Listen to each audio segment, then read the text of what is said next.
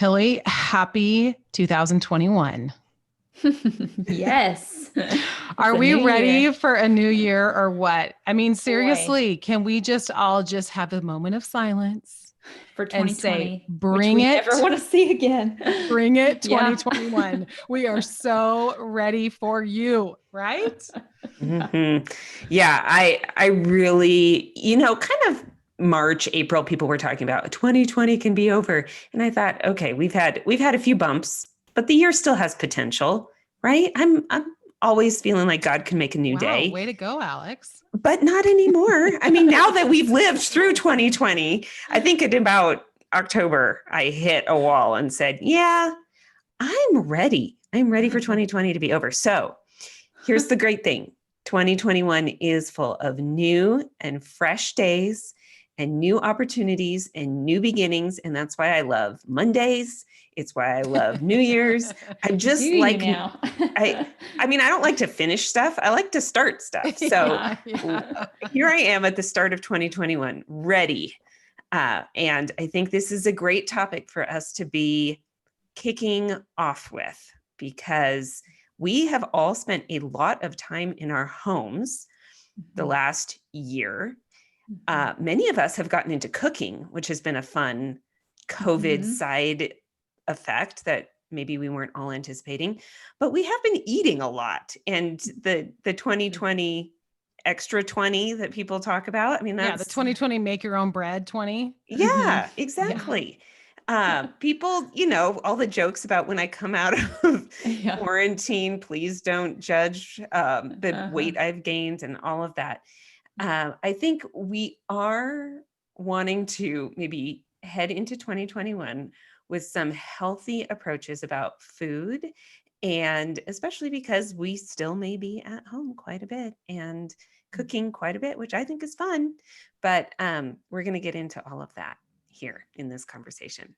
But before we do, Tilly, why don't you tell us a little bit about where you live and who you live with, and maybe a typical day, a couple details from what a typical day looks like at your house. Okay. Yeah. So my housemates are one full grown man who's a pastor and three children who are ages 5 and under. So a 5-year-old, a 3-year-old, and a 1-year-old. And we live out here in rural Tennessee on a back road on 7 acres with a garden and an old house. And yeah, it's a very, very country life that we have. And to me, it's a very romantic life that we have. But yeah, so pastor's wife, I'm just getting into homeschooling the oldest child. So starting to kind of toe into that a little bit. And I've had 2 books come out in the last 3 years or so.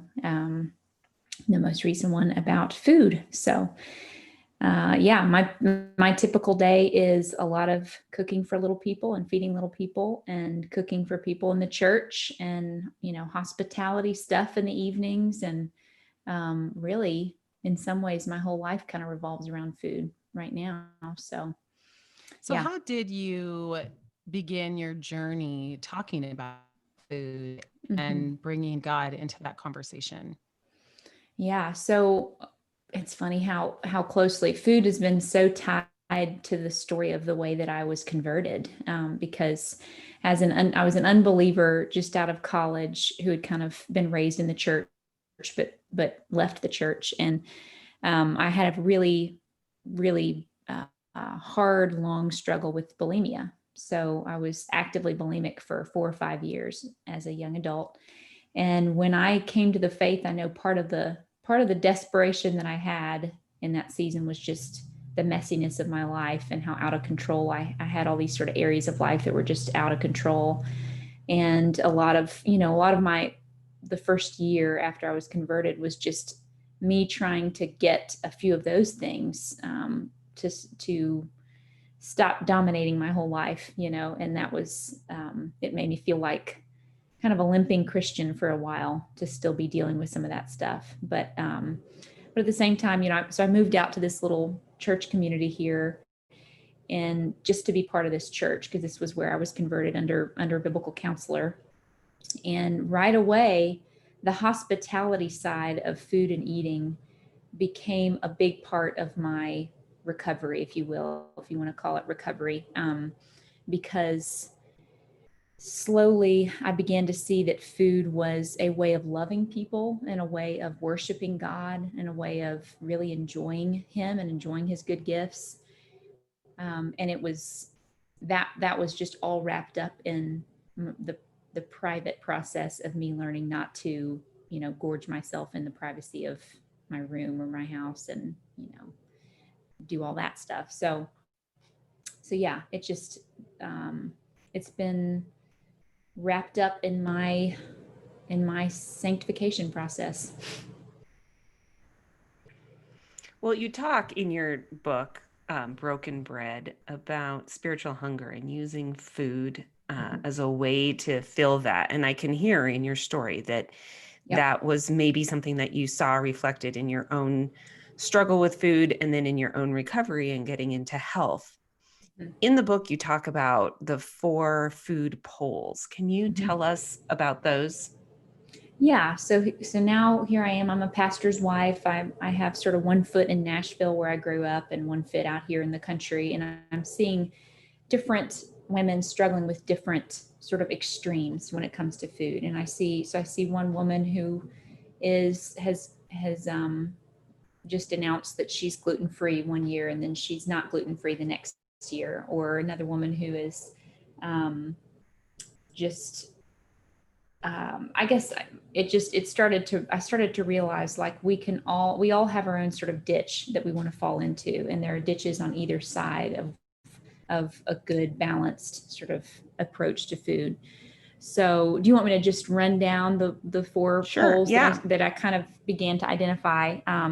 So the first one was asceticism. So this is just like a love of rules, sort of a fear of pleasure, like a suspicion of anything that is too pleasurable, because anything that is this good must be bad, kind of thing. And so it's almost like an assumption that God is as stingy as we are.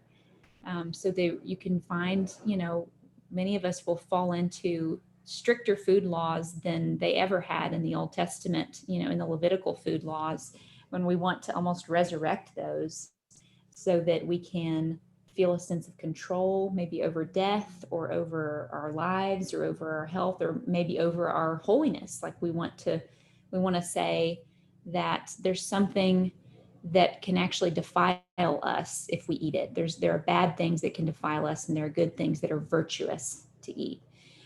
Even though Scripture has made it really clear that food will not commend us to God. 1 Corinthians 8 says food will not commend us to God. We're no worse off if we do eat. And Jesus made it really clear that we can't defile ourselves with food. We can only defile ourselves. What comes out of our hearts will defile us, but not what goes into our mouths. So yeah, but we still, I think we want to sort of take control of our righteousness through food laws.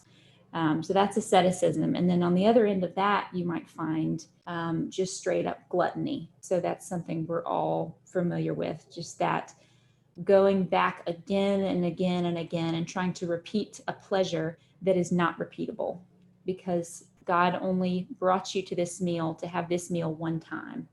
And then it's time to wait until He brings the next meal.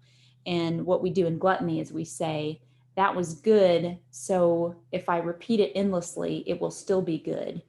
And it's ignoring the fact that we're human beings who are finite, and we have one body, one stomach, one mouth, and that God has designed us to be that way, so that He's designed us to enjoy His gifts, but to enjoy them on a cyclical kind of schedule, where we enjoy it once and then maybe we enjoy it again next month. Like, so let's say you have a favorite, Dessert.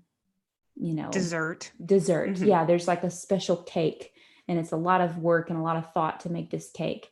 So gluttony would say, well, if I love this cake, I would love it more if I had it at every meal. I should make it every day, and we should just keep ourselves in this cake. And what God knows about us as human creatures is that we cannot enjoy that cake maximally every day. We could enjoy it really well maybe once a month, or maybe on our birthday birthdays, or, so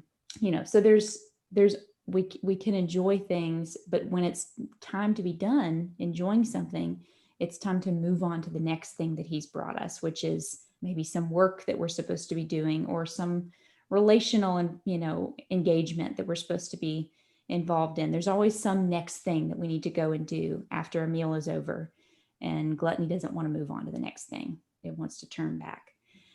So yeah, it's like, I've never heard that before. I really like that definition of gluttony. I've never heard that. That's really, because you can apply that to other areas too. Absolutely. Yeah. Inordinate desire that's sort of jumped outside the bounds of where it's supposed to be. We've just coming out of Christmas, asceticism and gluttony being on opposite poles are a really good illustration of those two poles is turning from Christmas on to January, because so many people end up in the asceticism. They end up on the asceticism pole because they've just come off of the gluttony pole. And so it's like these two poles just bounce you back and forth. You're trying to get control over your body and over the lusts of your flesh. And we want to do that with more laws. That's sort of the way that we always tend to fight sin as human beings, is we turn to the law, to sort of stricter and stricter laws to try and get control of ourselves. And in the end, it's relationship and it's grace that is going to actually help us to get control of ourselves. So you come out of Christmas on the gluttony end, and you usually shoot right off into the January resolution asceticism end. So yeah. And then the other two sets of opposite poles are snobbery and apathy. So snobbery would be like the social sense around food, where we use food as a social marker to feel more significant about it, to feel more important. There's some funny YouTubes about that, by the way. Have you seen some of those about a guy that's gluten-free? Are you thinking about? Yes. Okay. That was actually in the book, that one video about how to become gluten-free. Oh my gosh. Yes. It's hilarious. They are funny, it is hilarious. And it does kind of bring that point home a little bit. Yes. Yeah. That's exactly the point he was making in that video. We'll link to it. It's worth a watch. Yeah, that's right. Yeah, it is. But yeah, just the idea that you have to be that person who heard of that obscure food you're the first one to know about it, or you are very public about your diets. You're kind of evangelizing about your diets publicly. So you're using food as a sort of a social power kind of play.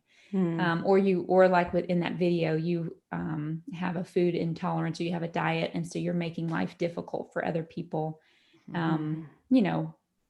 That's beyond fun. What is necessary. Yeah. It's always fun. It is. I mean, talk about parents and school classrooms now. You can't take any food because everybody has all of these restrictions, which I want to be sensitive to. I don't want to make fun of it. But I think we do live in a new era of where it's not just your peanut allergy or your life or death situation. It's this person who is, she's adopted a food intolerance that she's not totally sure about, but she's going to really put you through the ringer over if you get it wrong. Or it's just, she's on a new diet and she cannot step outside of the bounds of that diet, even over a fellowship meal. So what we find in scripture about this is we have got to learn to prioritize the relationship over the food itself. So of course, in the new church, in the baby church that Paul is writing to in his epistles, he's talking about food offered to idols, and Jews being worried about leaving behind the Levitical food laws. So he's dealing with very religious rules around food, which you could say some of our rules around food are also quite religious. But in this case, the questions they were having about what to eat, who to eat with, were deeply religious. And he was still saying, you lay those religions, those ideas that you've been raised on around food, you lay that aside in favor of fellowship, of church fellowship, because this food stuff can actually interrupt fellowship in the church. And that is a big deal. That's a big enough deal that he's writing whole chapters about it. You just go in and read Romans 14. I think it's 1 Corinthians 10. those 2 chapters alone are worth just sitting down, just reading through those to kind of remind yourself of what is it that God is prioritizing when it comes to eating meals with other people and being gracious to them, preferring them, like bending over backwards, not to be putting stumbling blocks in front of them. And that's absolutely the bottom line in his emphasis. So apathy is on that side. And then the other end from apathy would be the person who says, like, I see that person who is obsessed with their ingredients and with their food, their social food laws. And I'm not going to do that. So I'm just going to throw my hands up and say, there's really no difference between a home cooked meal and a McDonald's run. There's really no difference between a fresh, out of the garden tomato and whatever, just that basically sort of rejects the incredible variety that God is making available to many of us. Like, we have access to things no other group of people have had access to in the history of this world, where we have grocery stores who can access things for us from anywhere on the planet, basically. So we have tastes and smells and culinary histories that we can tap into. And if we just throw up our hands and say, who cares about any of this? We are definitely sniffing at God's gift. I mean, this is something that he's provided. It's not something that maybe we're rejecting that sort of cultural snobbery, but in the end, we're going to be rejecting a lot of things that he himself thought worthwhile enough to make. So yeah. So those are the 4 extremes. I would think just like the first opposites that you gave, where you said people maybe swing back and forth as we're going from December into January. But I would suspect that people might swing back and forth between snobbery and apathy in response to maybe the people around them or how they were raised or just the community that they're in. Do you see that happening, that people's response?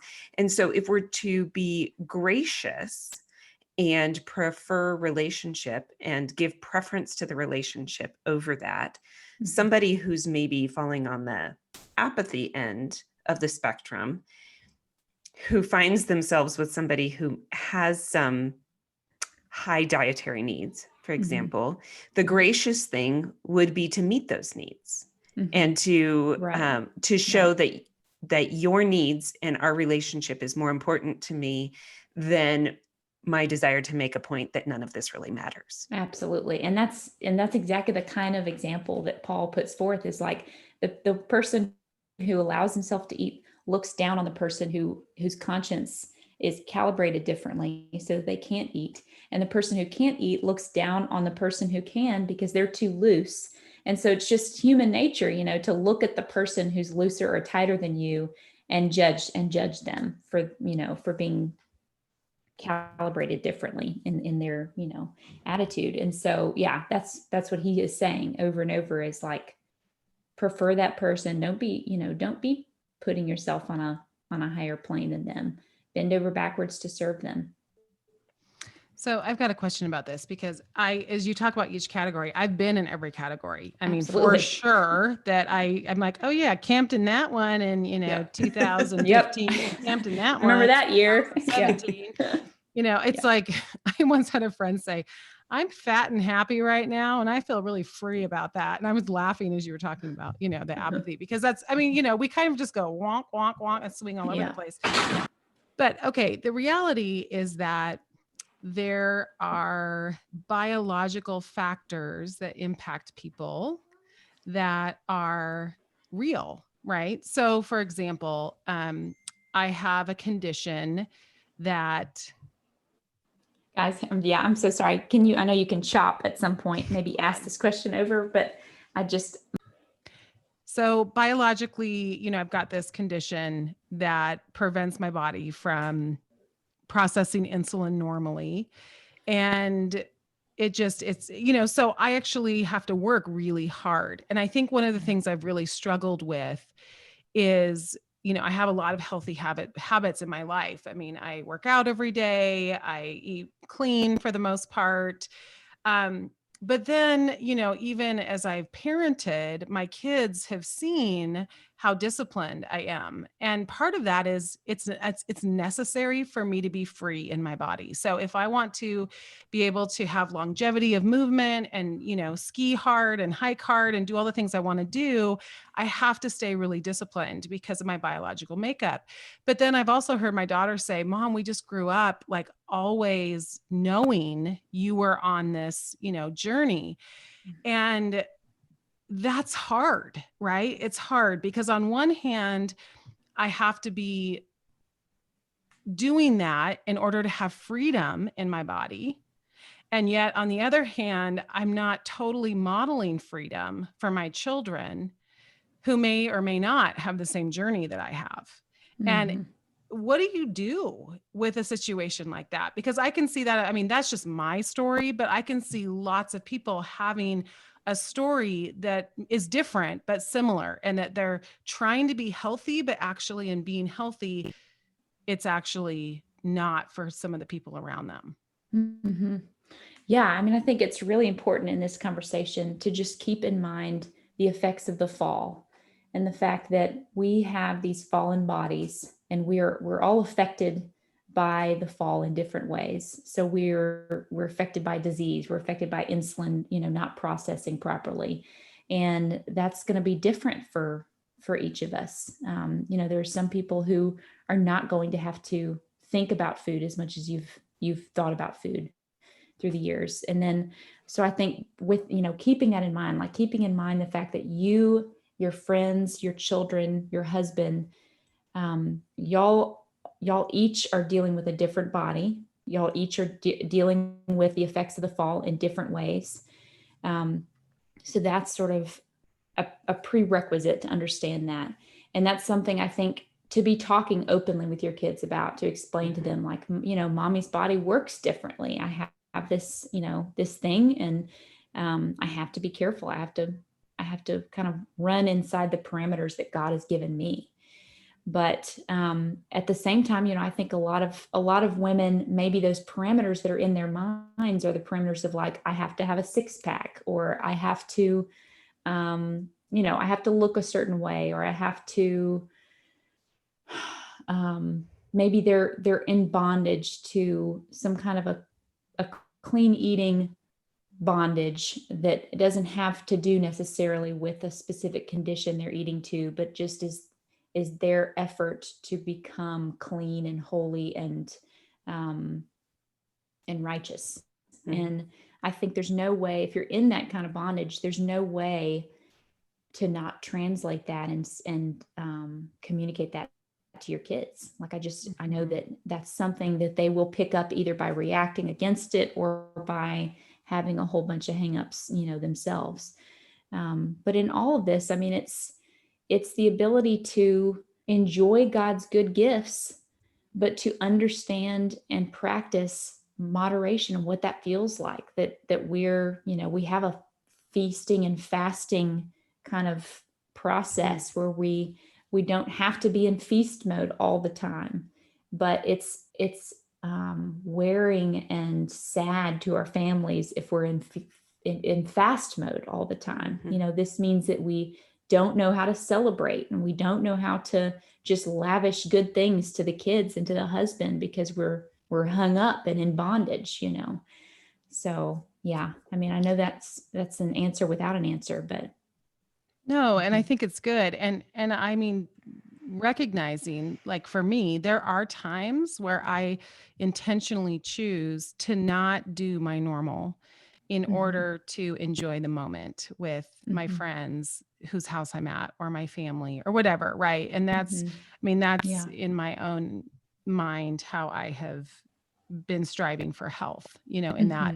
But I want you to talk a little bit more about this idea of body image. You just touched on it with the 6-pack, and about, I think as women, I hear women joke all the time that, men, like women's husbands, they're allowed to just look however they want. But for some reason, we as women have this striving that we have to look good as we age our entire age, right? So we're 70 and still trying to look like we're 50, whereas the man who's 70 is like looking like he's 80 and everyone's fine with it. You know what I'm saying? So there's a little bit of a double standard there. Yeah. And what is it about us as women that we don't allow ourselves to age gracefully in that way? And we hold on to these images that we really think we should be. Yeah, I mean, I'm just going to talk to Christian women because I understand why the world would be this way, because it's all that they have. And a woman without Christ has been told her whole life, this is the main thing you have to offer the world, is the way that you look. And so if you can't offer that anymore, that's it for you. You know, you're done. And so I think obviously we still struggle with this in the church because we live in the culture that we live in, where that same message is the constant message for us. But we also live in our own flesh, and we desire to be beautiful. We desire to be acceptable.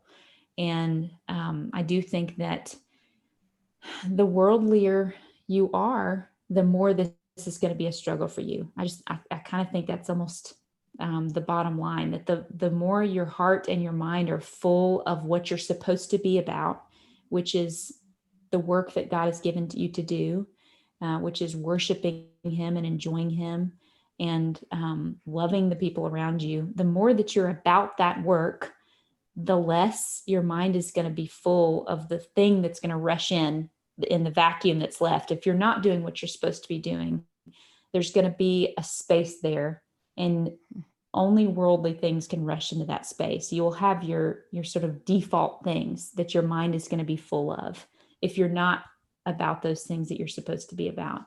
And so, yeah, what is your mind going to be full of? It's probably going to be full of things like that, because that's just, I think that's a woman's just tendency. So, yeah, I mean, I know women who have done this so well, who I can look at and just say, she's 50, she looks whatever. She's not thinking about that. Like, that's not what she's thinking about when she's talking to me. And then you talk to another woman who's the same age, the same everything, except she's allowed her mind to just go wherever it wants to. And so you can tell when you're talking to her that she's conscious of that in a different way. It is true. You think of women that model well what it means to be a wise woman who carries wisdom. And those are women that tend to not be self-focused. They are other-focused and they're God-focused. And you sense that. And because of that, their natural glow, no matter what their physical appearance is, they have a glow about them that is of the Holy Spirit. And so you can tell that beauty that kind of transcends circumstance. Yes, absolutely. Yeah. So Tilly, can you talk a little bit about where do things like spiritual fasting fit in? Because then we are going into fasting, but it has a different heart. So I'm hearing a lot just about the heart. And it's interesting. I thought that was a really good point that you just brought up, that we often think of the solution to doing better in the world of health as, okay, we either have to get really disciplined or we don't think about it as much. But actually what you're saying, what I'm hearing is that no, you actually replace it with something else. And for those of us who love Jesus, we actually replace it with learning scripture, prayer, right? And so then, and as a result, that makes us healthier in our bodies and in our approach to eating. So it's interesting.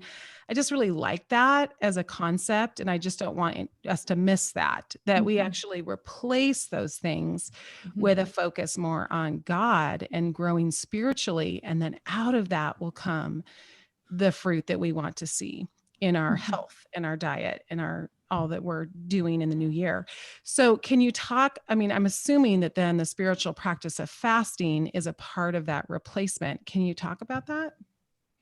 Yeah. It seemed like I shouldn't try to write a book about food without talking about fasting, because it's just there's such a rich kind of scriptural precedent for fasting as a spiritual discipline.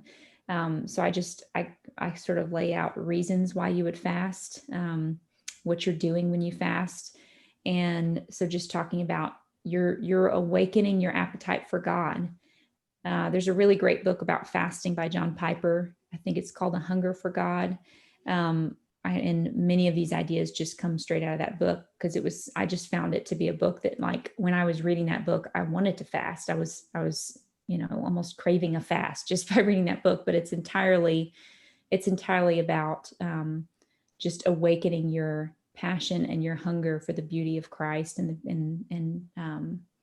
your just kind of waking up your vision of what you're supposed to be doing here. And then there's something to be said for fasting as a way of preparing yourself for repentance. Fasting is a way of intensifying prayer for something. So I know growing up, that was something I saw modeled a lot, was, something is really, really heavy.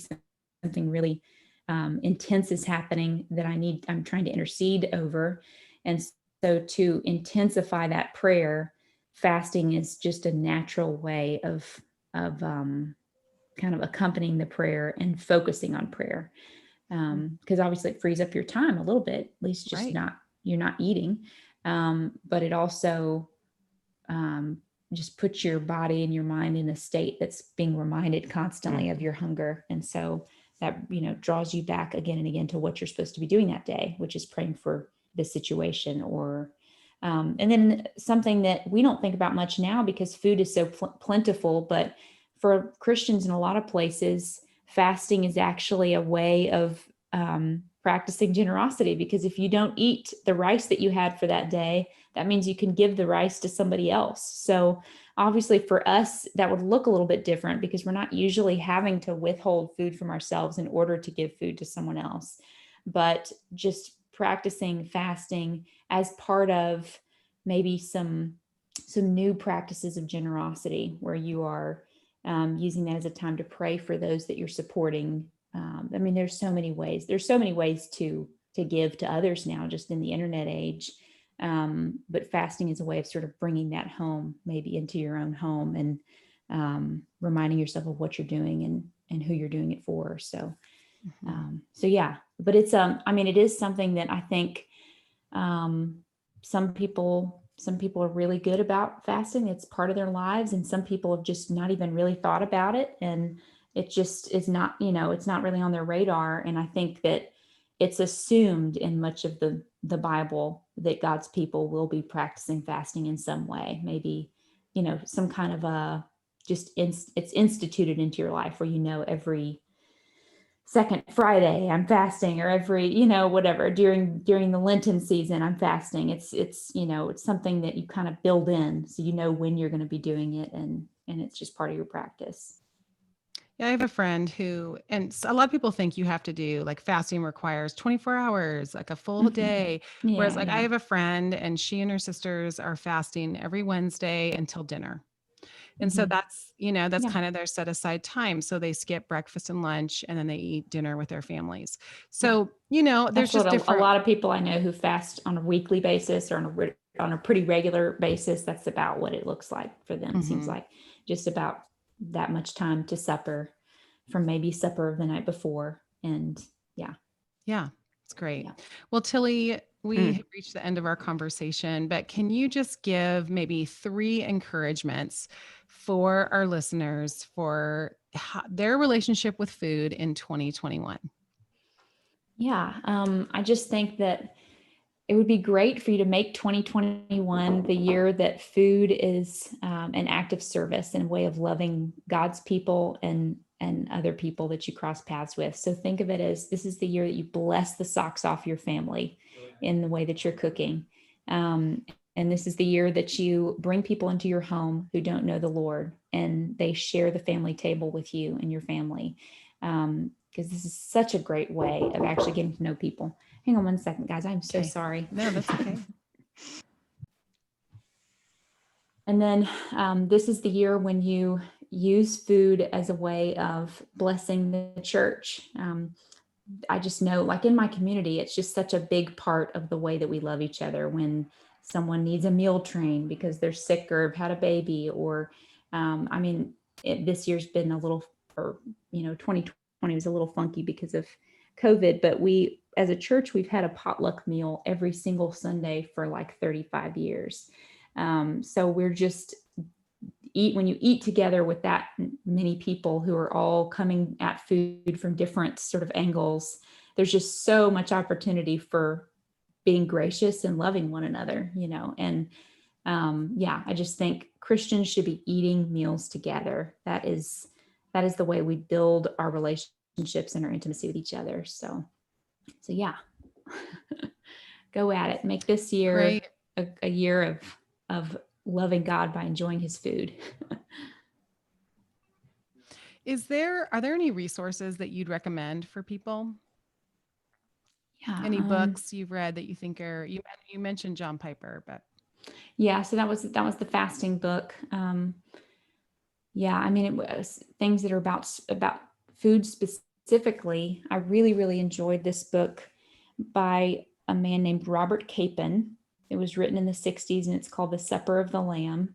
I couldn't get behind everything theologically in this man's life, but he was like a man of the cloth, and he was a chef. So he wrote this book about food and just the delight of food. It's like one of the most well-written books I've ever read, but it just makes you want to cook. It makes you want to cook so bad.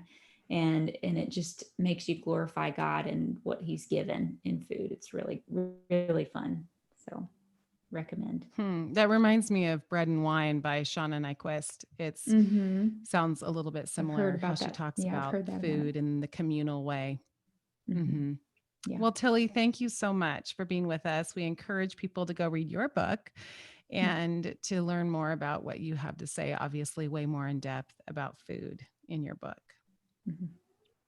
Well, thanks for having me. It's been fun. All right, Tilly, Happy New Year and have a great day. We'll talk to you soon. Okay. Bye. Bye.